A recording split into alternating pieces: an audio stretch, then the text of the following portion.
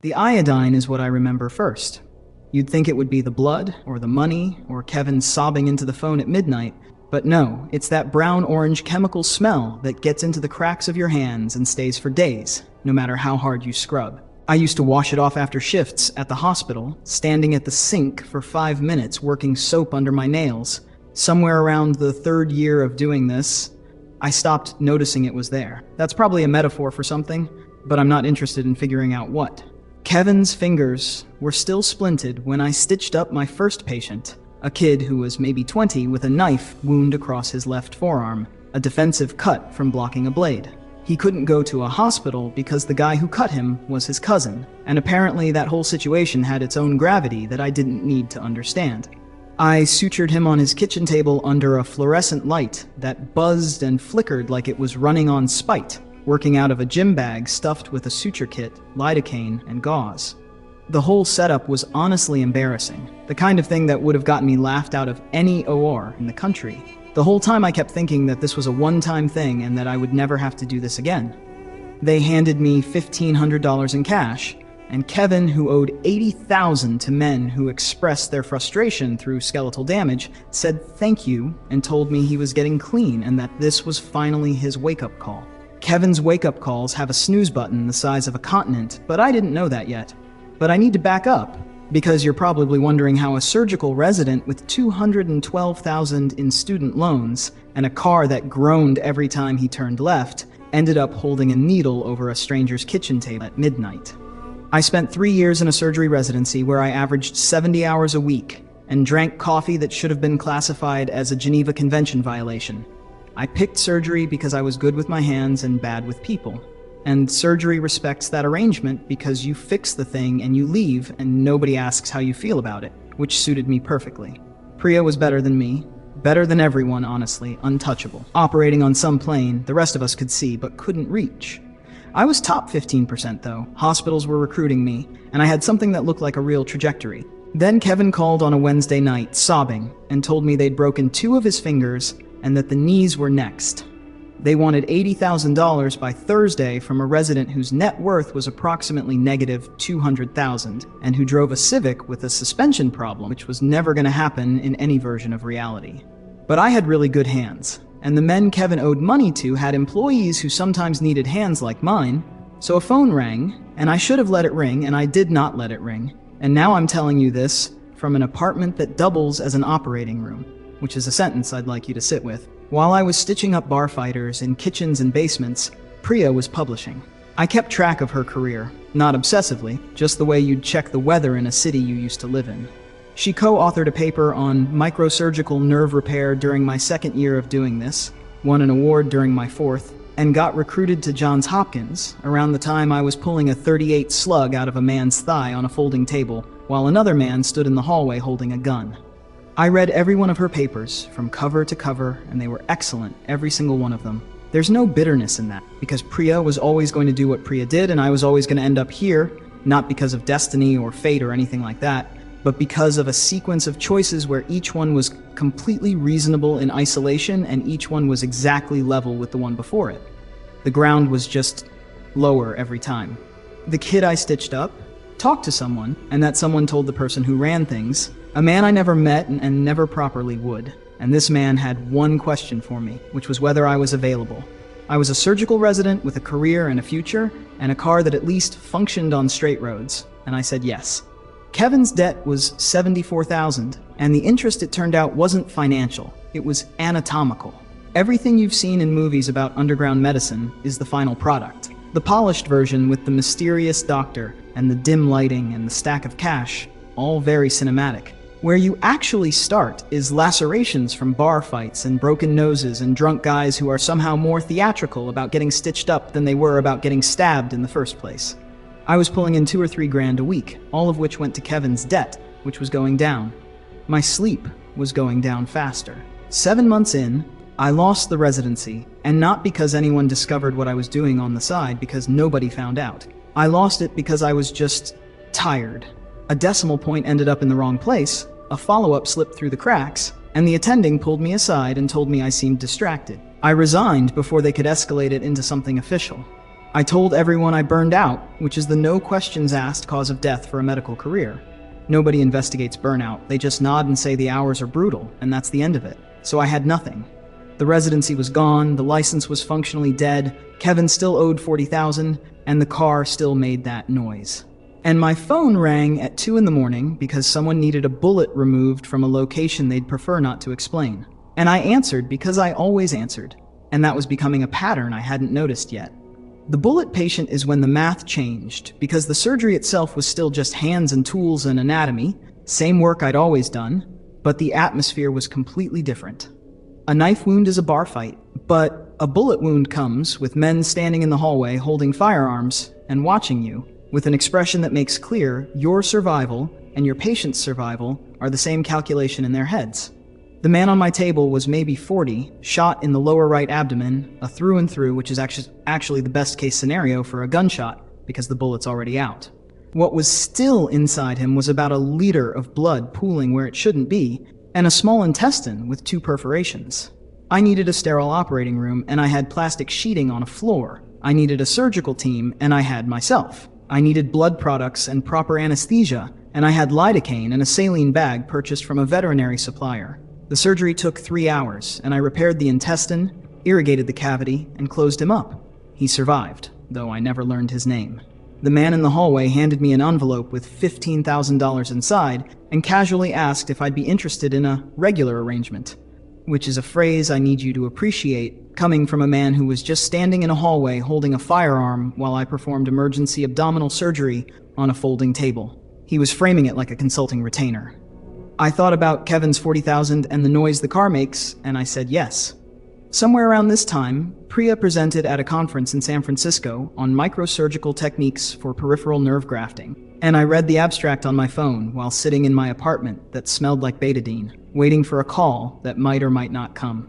She was on a stage talking about restoring sensation to damaged hands, while I was in a second-floor walk-up restoring structural integrity to people who couldn't tell anyone how they'd been damaged. We had the same hands, Priya and I. She was using hers under surgical lights that cost $200,000, and I was using mine under a light I bought at a hospital liquidation sale for $300. The apartment became the clinic, a second-floor place in a neighborhood where nobody asks why someone's being carried up the stairs before dawn.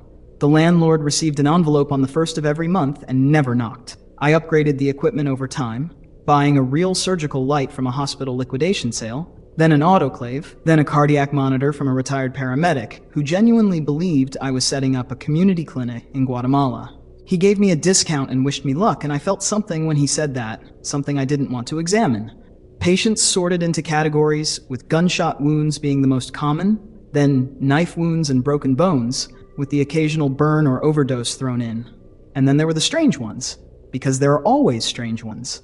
A woman who needed a tracking device removed from beneath her skin, no context offered and none requested. A teenager who'd swallowed 30 balloons of heroin and one was leaking, which gave me maybe 40 minutes before his blood chemistry wrote its own obituary.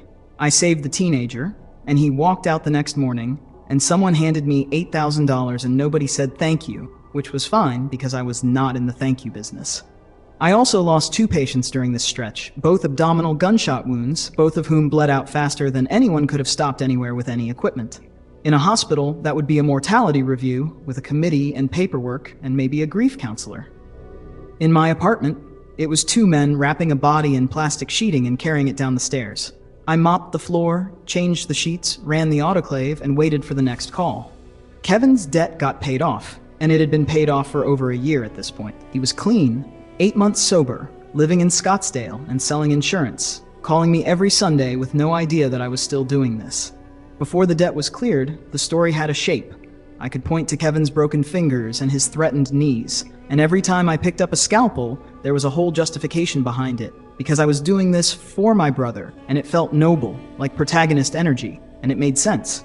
After the debt was paid, the question got harder, because I had to figure out why I was still showing up. In a hospital, you're one piece of a machine where you follow the protocol, escalate to the attending, document everything in triplicate, fix your corner of the problem, and hand it off, and you never own the whole patient or the whole outcome. In my apartment, every decision was mine, and every result was mine, just me, and the problem and the body on the table, and whatever I could do with what I had. The good nights The ones where I closed and the bleeding stopped and the pulse held steady, I felt like the most capable person in the entire city, and nothing in residency or anywhere else ever came close to that feeling. The bad nights were two men and a sheet of plastic, and both kinds of nights happened in the same room, on the same table, under the same light, and I stared at the same ceiling after both. More time passed. I treated a cartel accountant with a collapsed lung, then a city councilman with a single bullet wound who paid triple and wore a surgical mask the entire time, which honestly worked for both of us, because I didn't need his face, and he didn't need my memory. Then I delivered a baby, for a woman who didn't appear in any government database, and the baby came out healthy and screaming, and I held it for 1 second before handing it over, and something moved in my chest in a direction it hadn't moved in a long time. But also, 3 more patients died on my table during this period. One was a girl, 19 years old, shot by someone she knew. She died looking at me, a stranger, while I worked, and the last thing I said to her was, "Stay with me," and she didn't.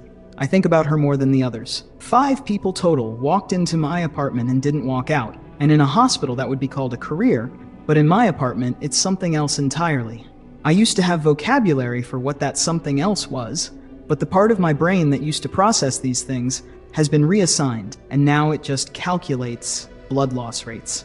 Late on a Saturday, a man walked through my door with 2 gunshot wounds in his left shoulder and right abdomen, losing blood but still conscious with completely clear eyes, walking in under his own power. I don't know what kind of person does that after taking 2 rounds, but I was about to learn. Behind him was another man, calm and well-dressed, who stood in the hallway with a stillness that suggested the room had already rearranged itself before he arrived.